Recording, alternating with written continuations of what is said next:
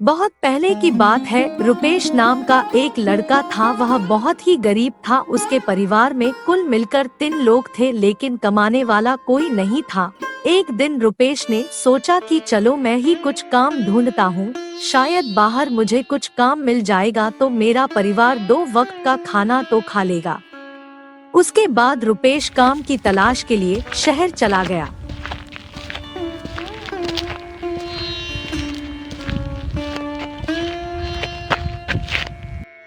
सुबह से शाम हो गई, लेकिन उसे अभी तक कोई काम नहीं मिला। मन उदास होकर घर जा ही रहा था कि एक आदमी उसके सामने आया और बोला, अरे बेटा, बहुत उदास हो, क्या हुआ? कोई परेशानी है क्या? मैं सुबह से काम ढूंढ रहा हूँ, लेकिन मुझे कोई काम नहीं दे रहा है। मेरे घर में कमाने वाला अकेला हूँ। काम नहीं मिलने के कारण उदास होकर घर जा रहा हूँ। बेटा, मेरी एक कपड़े की दुकान है, वहाँ पर मैं तुम्हें काम दे सकता हूँ। बोलो, मेरे पास काम करोगे? हाँ मालिक, आपका बड़ी मेहरबानी होगी, मैं आपके पास काम करूँगा। अच्छा, तो कल से सुबह से काम पर आ जाना। इतना बोलकर वो चला गया। रुपेश बहुत खुश हो गया और अपने घर चला गया। घर जाने के बाद अपने परिवार वालों से बताया कि मुझे काम मिल गया। माँ, मुझे काम मिल गया। अब मैं खूब मेहनत से काम करूँगा और आप लोग अब आराम से अपना जीवन बिताओ।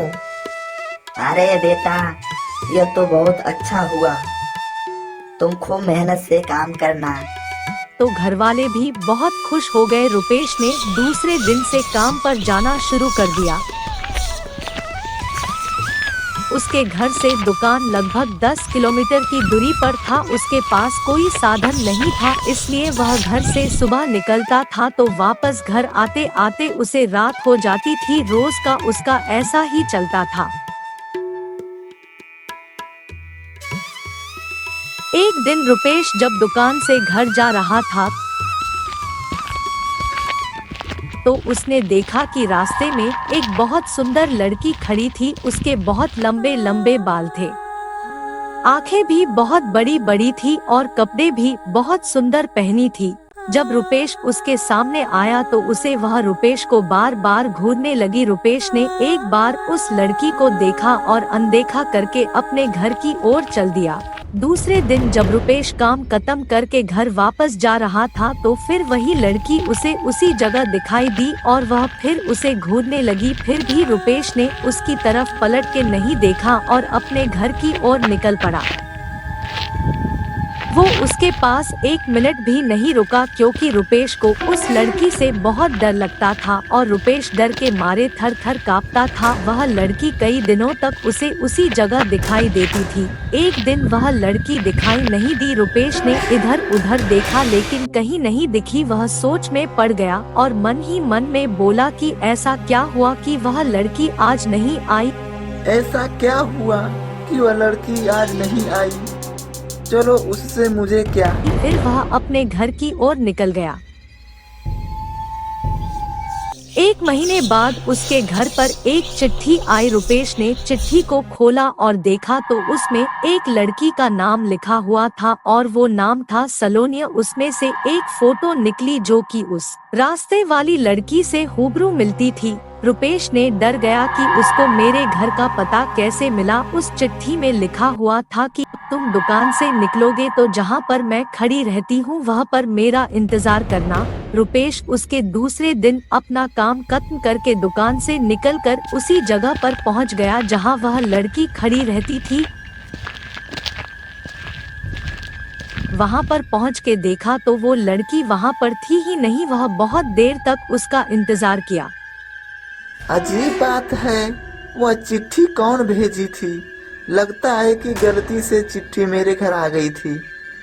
जब वो लड़की नहीं दिखी तो वह अपने घर की तरफ चल दिया। रुपेश अपने घर जा ही रहा था कि उसे याद आया कि जो उसकी चिट्ठी आई थी उसमें उसका पता तो होगा ही, और अपने पॉकेट से वो चिट्ठी निकली और उस पते के अनुसार उस लड़की के घर चला गया।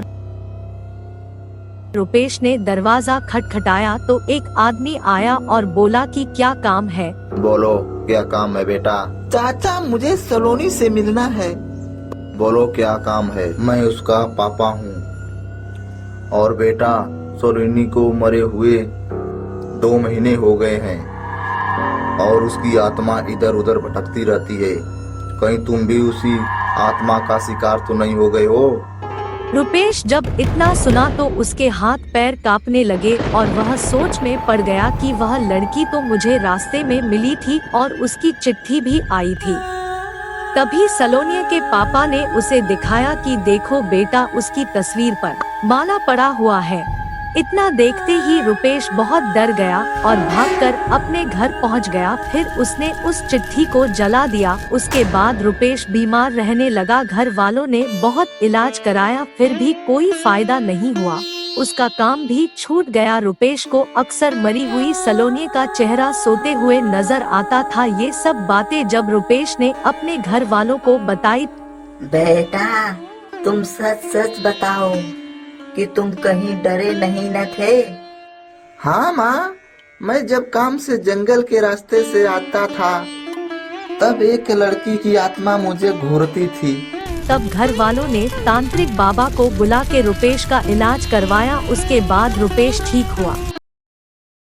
दोस्तों वीडियो को लाइक करें और चैनल को सब्सक्राइब करें।